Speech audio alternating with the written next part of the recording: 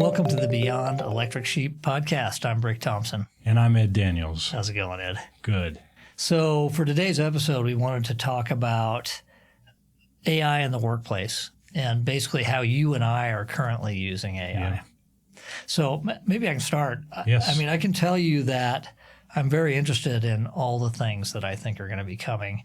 I work in data and analytics, and I think there's a ton of stuff that's going to be coming with LLMs that can do analytics and analysis and natural language query, that type of thing. In fact, every time I see a new product or service come out, I play with it and test it. They're, in my opinion, not ready for prime time yet, but getting there. There may be some use cases on the edge where you could use them now, but how I want to use it is basically connect it to my data lakehouse and be able to ask questions about my data. Really where I'm using AI right now is ChatGPT. I use it every day in my work. And my recommendation to business people out there would be bite the bullet, pay the $20 a month. I know it's another one of these vampire charges that comes out of your bank account, but do that and then set up your custom instructions. That's a new feature on ChatGPT Plus where you can tell it some stuff about you, biographical stuff, things you care about. I even put in, personal weaknesses, strengths, what I'm working on at business, and then you can tell it how you want it to address you. Your name, what persona it should take. In my case, I think I said something like be casual but professional and intelligent, maybe be like a seasoned management consultant from a company like McKinsey, something like that. And so I use it all the time to brainstorm, to bounce ideas off of, to generate ideas. And I'm constantly amazed at how useful it really is.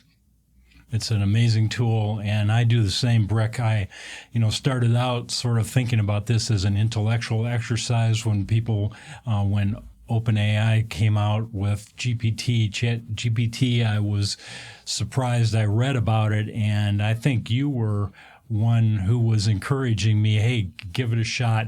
We talked about some of the generative tools to generate images like Midjourney, and I think it was you that suggested that I go ahead and subscribe to it, which I did. So I started out playing with some of the graphical tools, and that was just a remarkable exercise. And then I moved in. One of the things that I do is write articles about various topics. Of course, most recently, the big topic for me is artificial intelligence in one way or another. And so now whenever I write an article, sometimes I'm writing them professionally, sometimes I'm writing them just because it helps me to get my thoughts organized. But I will set up GPT-4 over on one of my screens. I may use Bing Chat over on another one of my screens, and then I may write my article on the center screen, and I'm sort of hopping back and forth, but I've really started to make it a part of everything that I do. Yeah. It's interesting you mentioned Bing Chat, because when that came out, I was super excited about it because I don't have to pay $20 a month for it. And its initial functionality was pretty strong. It was kind of unthrottled, and they had some problems with that at the beginning. There was the New York Times writer who Bing Chat was trying to convince him to leave his wife or something, right? Yeah, right. So they definitely. I remember right after that article came down, all of a sudden you were only allowed to have sort of three or four back and forths and so on. Anyway, it's a lot more liberal now, but I still find that I get better responses from using ChatGPT directly. I know they're both based on GPT-4 on the back end. What do you find? Well, for me, I try to experiment with a lot of different tools, including, Google's tool Bard in order to get some exposure to that. So I've tried different things. Also, maybe we'll talk a little bit more about this, but I've been building some bots using a platform called uai.ai. And so that's given me some real exercise in learning how these things work and how to build some of the prompts and some automated workflows. And with that one of the most recent ones that I did had to do with entrepreneurs that are selling their company. So I built a bot that was specifically oriented towards prompting these entrepreneurs or business owners to report on their business, talk about what they were trying to accomplish, why they were thinking about selling, etc. And for that one, I used Claude as the LLM, and that was, interesting. And I found Claude to be as good, Claude 2, to be, as good for that particular purpose as GPT-4. Oh, okay. Interesting. I've used Claude a bit. It seems fine. I probably haven't really exercised the various ones enough. I used Bard a bit right when it came out. That's the Google one. Yeah. I didn't think it was as helpful. Right. It's gotten better. I know. I should probably go back and do more there. I don't know. We'll see. Part of what I'm doing, with what I'm doing professionally now is trying to experiment with people. So, other people to see how they respond to it. So I built some of these bots and then send them out into the world to have people respond to, because I want to see what they think and I want to see how they interact with them. And that's where Claude 2 was really being helpful and responding. He had a good response time to it and that sort of thing. So it was just a part of my experimenting with what's out there and what's possible. Yeah, cool. I guess actually there's another use case I came up with using the OpenAI API where you can write, in my case I wrote some Python code. Actually, ChatGPT wrote some Python code for me to connect to the API, and I'm using it to do transcriptions of recordings. Yeah. So for me, one of my productivity workflows is when I'm driving to work in the morning. It's usually about 20 minutes. I just turn on my iPhone the voice recorder, and I record my thoughts about the day or something I'm thinking about, that type of thing. And then I just use this Python app to send it over to ChatGPT. And I have it do a transcription using their tool called Whisper. And then once I have the transcription, it sends it back to GPT-4 and says, summarize this. So I get a short summary, gives me a title for it, gives me the main points, gives me any to-dos that thinks I might have given in there. And then I also have it come up with arguments against whatever I was talking about. Interesting. And then the full transcription. Yeah. So when I hit the office, I just quickly get that. I put it in my OneNote. I can look at it. And hey, you had mentioned that to me, and I'm just thinking I may need to borrow that from you. I mean, if you could give me that Python code, that'd be great. That just sounds like a great workflow, which I should bring up.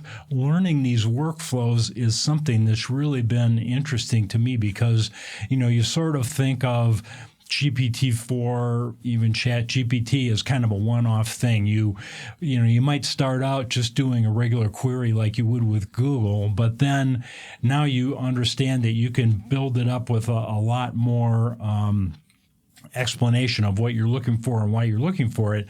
But the workflow part of it is if you start iterating through, ask it to clarify some questions that you might have, ask it to explain its chain of thought and sort of work through a problem multiple times, you can really begin to get into the strength of these large language model capabilities. Yeah, I agree. How important do you think it is to learn about prompting? I did I get on Twitter and look at some of the examples. I even did a little class many months ago. What do you think? I did a 12-hour prompting class. Oh my gosh. Actually, I know that seems incredible, doesn't it? It was fortunately broken up into 4 different sessions, but it was with a guy named Carlos Perez, who has been an AI guru for a couple of decades, and I thought it was interesting. In a way, it was overkill because anymore it's so hard to sort of sit in a lecture-ish kind of format and have somebody try to... Was it recorded or live? No, it was live. Oh, okay. Actually, it was a live... Zoom or something? Session with people, and actually it was international. A guy from Holland, a guy from the UK, a couple of people from the US. What did he charge for it? Kind of interesting. $300, I think. Okay. All right. And what did you think? Well, I thought that just because it's such a brand new subject, I thought it was worthwhile. But I think if I was in a classroom or something, I would have probably been working on GPT while I was listening to the lecture. Yeah. But, Okay. So were there sort of one or two things you learned that were super valuable and the rest was interesting, or was it all stuff you felt like, I better study this and learn this? I thought I just got a lot of stimulation from this guy's ideas, his thoughts about what we were doing, and it made me sort of run off and have my own thoughts, and then I have to pull myself back to the conversation. But I thought the interesting thing was just his sort of ideas about prompting categories, ways to develop your prompts, ways to give the prefacing information that you would with a human being, but you never in a million years would have thought about giving that background information to a computer. What the heck? But, just explaining, like you just said, please respond to me, address me by my first name, and address me in a casual fashion, but be professional, and those types stuff, of shaping types of instructions that these devices, these LLMs just use so well. Yeah. You know what? We were going to try to keep these episodes to 10 minutes. We're running over that now. Yeah. Let's wrap this, Okay. and then let's come back in our next episode and keep talking about this. It seems like a fruitful line of discussion. Let's do that. All right. Great. Yeah. Thanks, Ed. Yep. Thank you, Brick.